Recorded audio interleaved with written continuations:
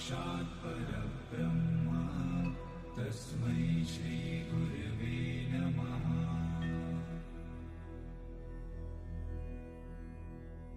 गुरुर्ब्रह्मा गुरुर्विष्णु गुरुर्देवो महेश्वरः गुरुः साक्षात् परब्रह्म तस्मै श्री गुरवे नमः।